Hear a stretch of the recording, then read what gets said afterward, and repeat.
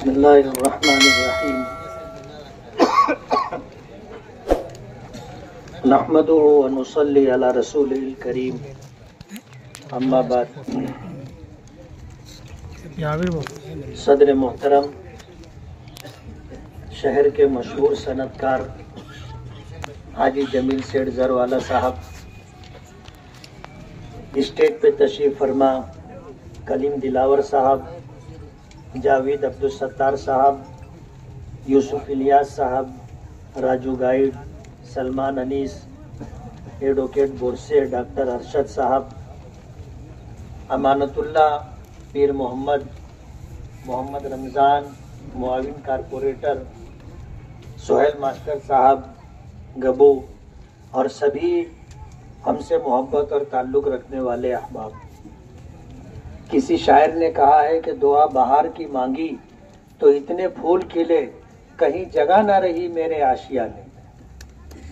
नामुसाइद हालात के बावजूद हमने कुछ महीनों पहले एक प्रेस कॉन्फ्रेंस ली थी और अपनी कारकर्दगी का एक जायजा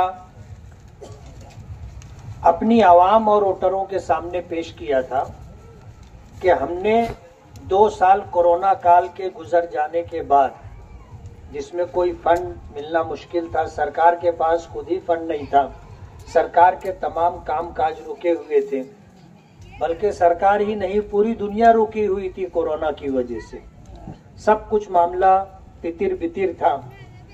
उसके बाद अल्लाह ने हमें मौका दिया और हमने जो है 366 करोड़ रुपए का हिसाब कौम व मिल्लत के सामने पेश किया था, जिसमें 2 बड़े काम।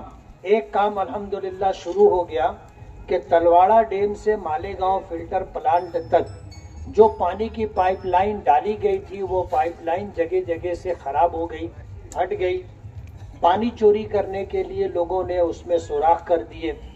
इन जैसे मामलात की वजह से ये बहुत पुरानी पाइपलाइन थी।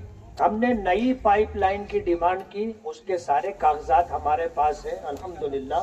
145 करोड़ रुपया मौजूदा सरकार ने मंजूर किया, पिछली सरकार महाविकास अघाड़ी में मंजूर हुआ और अल्हम्दुलिल्लाह उसका काम शुरू हो चुका है। दूसरा बड़ा काम, मालेगांव बाईपास में दोनों साइड से सर्विस रोड चाहिए और जहां जहां क्रॉसिंग हो वहां फ्लाईओवर हो या अंडरग्राउंड रास्ता हो। उसके लिए 165 करोड़ रुपया सरकार ने मंजूर किया और इगतपुरी से वो काम होता हुआ आ रहा है। इंशाअल्लाह जब हमारे शहर के पास काम शुरू होगा तो दोनों साइड से सर्विस रोड भी रहेगी और 3 फ्लाईओवर रहेंगे और कुछ अंडरग्राउंड रास्ते भी रहेंगे। उसके अलावा जो फंड था वो शहर में तामीर और तरक्की के लिए था। आज अल्हम्दुलिल्लाह हम जिस पोजीशन में है, 28 करोड़ रुपए के कामों का वर्क ऑर्डर हमारे हाथ में है और उसके कुछ काम हो भी रहे हैं और इंशाअल्लाह इलेक्शन से पहले हम वो कोशिश करेंगे ठेकेदारों को आमादा करके तैयार करके कि वो सारा काम रोड पर आ जाए और शहर को दिखे कि हम शहर में हमने काम किया है। ऐसे अल्हम्दुलिल्लाह जितने बड़े बड़े रोड हैं सबको आरसीसी करना हमारे प्रोग्राम में है। अभी सलाम चाचा रोड का आरसीसी का काम चल रहा है, इस्लामपुरे में निशात रोड का काम चल रहा है, टिले में 2 रोड का काम चल रहा है, हसनपुरे की तमाम 13-14 गलियों के अंदर आरसीसी का रोड हमने बनवा दिया है। इस तरह के बहुत सारे काम हमारे अभी बाकी हैं, वो इंशाअल्लाह हम करेंगे। फतेह मैदान से लेकर के बड़ी मालेगांव हाई स्कूल तक आरसीसी रोड का काम होना है। बड़ी मालेगांव हाई स्कूल से लेकर के हाईवे तक ये काम शुरू हो चुका है। 1-2 टप्पे के काम हो चुके हैं। किसी वजह से कुछ काम रुका हुआ है। हमारी कोशिश ये है कि जल्द से जल्द वो काम पाए तकमील तक पहुंचे। हमने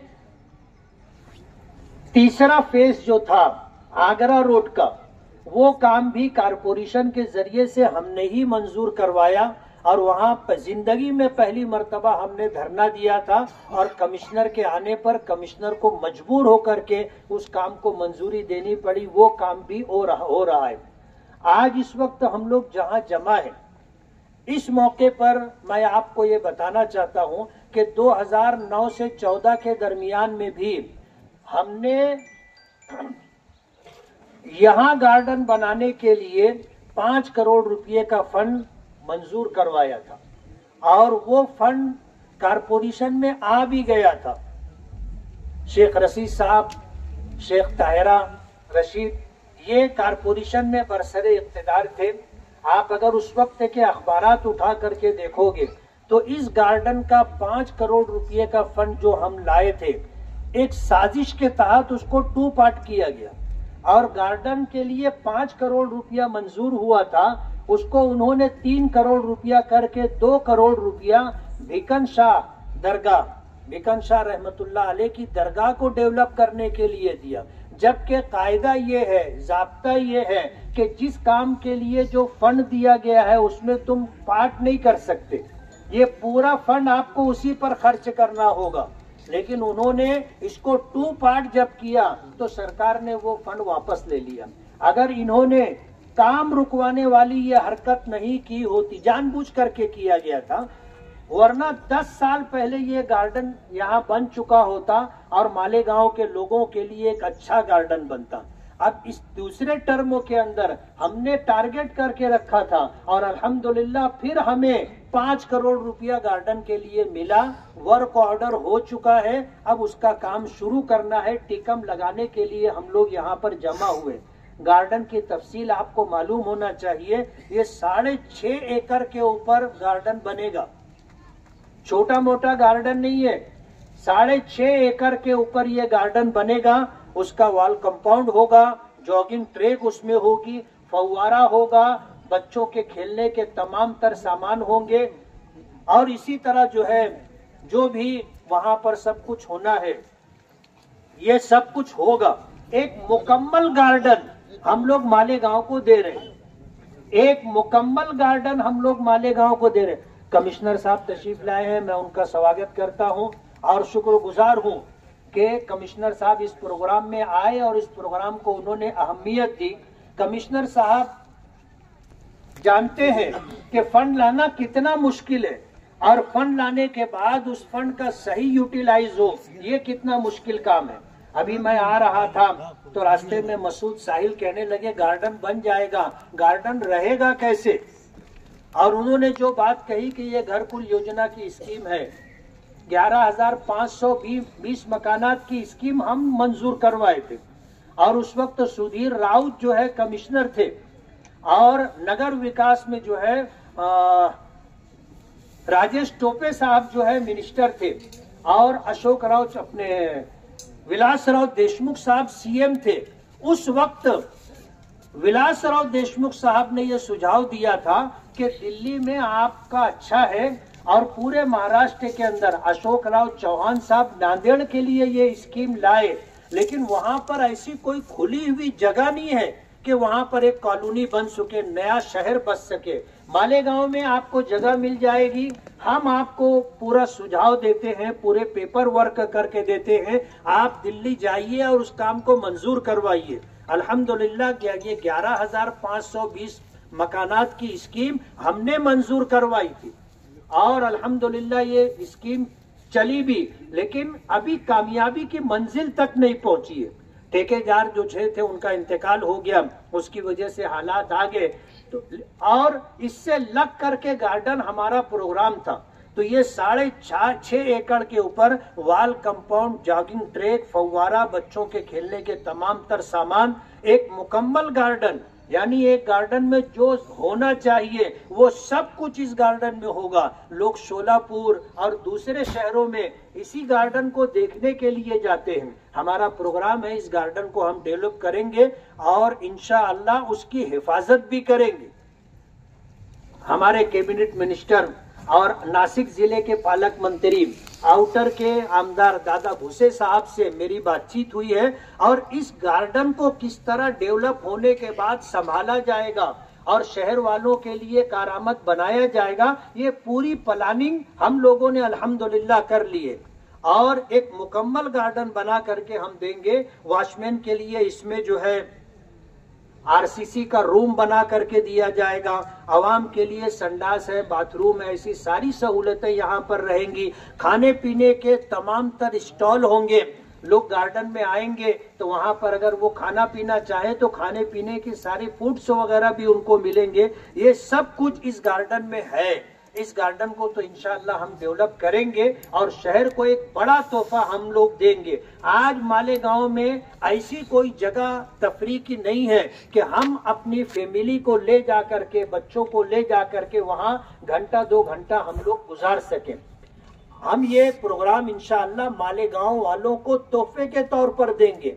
मालेगांव सेंट्रल के अंदर हमको इतनी बड़ी जगह नहीं मिली, मजबूर होकर के हमने बहुत जगह तलाश की और तलाश करने के बाद हमको ये ग्रीन बेल्ट के ऊपर ये 6.5 एकड़ की जगह मिली। यहाँ पर हम लोग गार्डन बना रहे हैं। अगरचे ये मालेगांव सेंट्रल में नहीं है, मालेगांव आउटर में ये है, लेकिन फंड हम लाए हैं और अल्हम्दुलिल्लाह हम ये गार्डन बना करके मालेगांव वासियों के लिए, चाहे वो सेंट्रल में रहते हो या आउटर में रहते हो, हम उनको ये तोहफा देंगे। उसी के साथ मैं आपको ये बताना चाहता हूँ कि हमने अभी दादा भूसे साहब से बातचीत करके मालेगांव में छोटे छोटे और गार्डन भी बने, उसके लिए हमने फंड मांगा और उन्होंने अल्हम्दुलिल्लाह हमें 8 गार्डन के लिए फंड दिया है।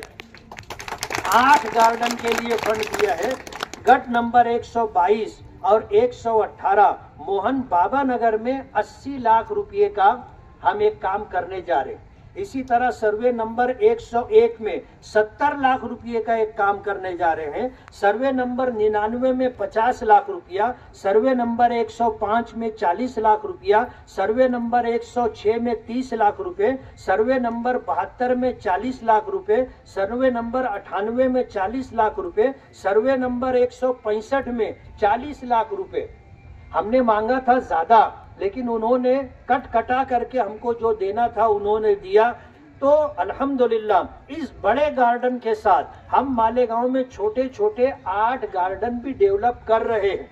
इसलिए मैंने शुरू में वो शेर पढ़ा कि दुआ बहार की मांगी तो इतने फूल खिले, कहीं जगह न रही मेरे आशियाने में। अल्हम्दुलिल्लाह लोग कहते हैं कि कोई काम नहीं हो रहा है, इनसे जो है हिसाब लिया जाए, इनसे जो है एहतसाब किया जाए, पूछा जाए। अभी नयापुरे में एक मीटिंग रखी गई है जायजा मीटिंग के नाम से कि हम मौजूदा आमदार से पूछेंगे उन्होंने क्या काम किया है, उन्होंने क्या काम किया है। वो पूछे, कहते ना पूछो तो पूछाई लग जाती। वो पूछेंगे तो हम बताएंगे, वो पूछेंगे तो हम बताएंगे कि इन 3 सालों में हमने क्या काम किया है।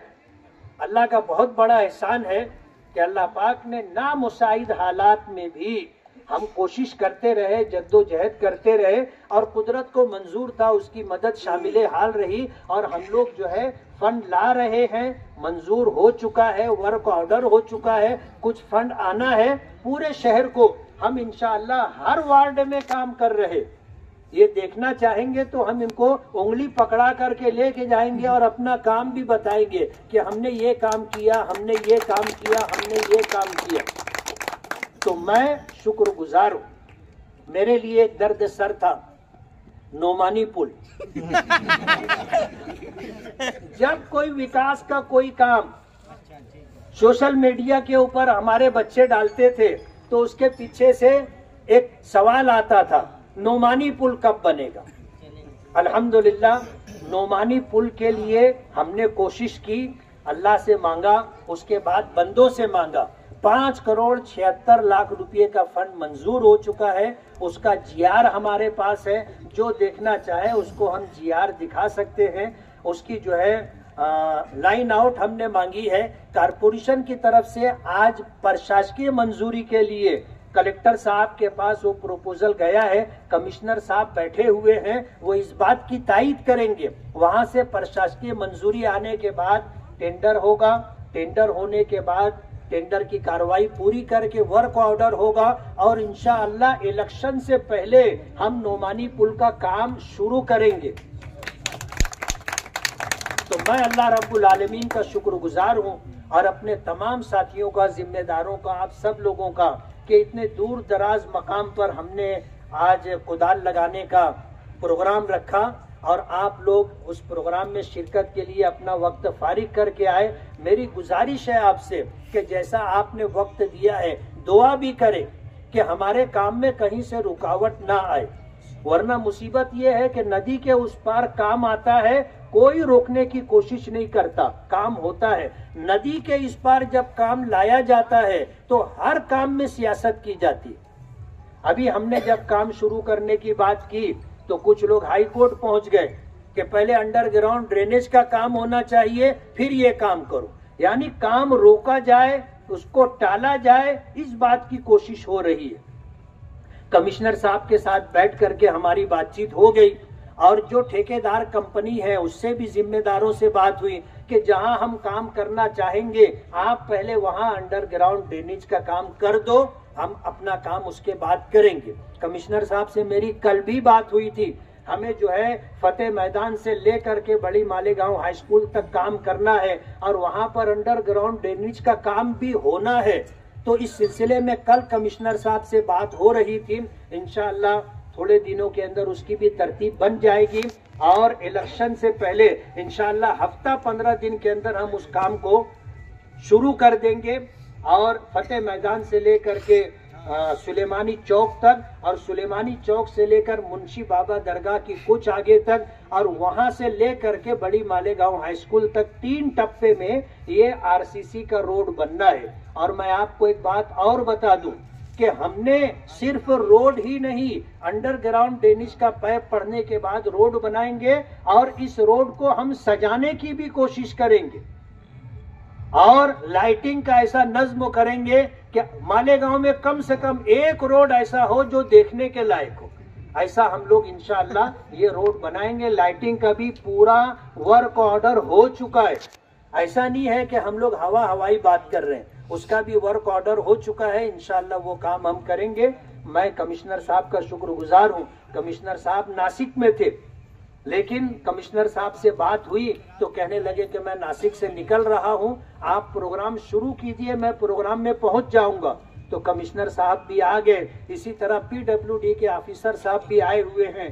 तो पीडब्ल्यूडी कहो, कारपोरेशन कहो, इन तमाम लोगों का साथ हमारे साथ है और इंशाअल्लाह हम लोग ये काम करेंगे। आप दुआ करो कि कोई रुकावट ना आए और काम आफियत के साथ पूरा हो और एक शानदार खूबसूरत गार्डन मालेगांव वासियों के लिए, चाहे वो सेंट्रल के रहवासी हों या आउटर के रहवासी हों, उनको ये गार्डन हम तोहफे के तौर पर पेश करेंगे। मैं डायमंड कारपेट, हमारे वहाँ कारपेट, ग्रास, हेडलोन, रेलवे वाला कारपेट होलसेल रेट में दिया जाता है। हमारा पता याद रखें, मुस्तफा बंगार बाजार, डायमंड कारपेट।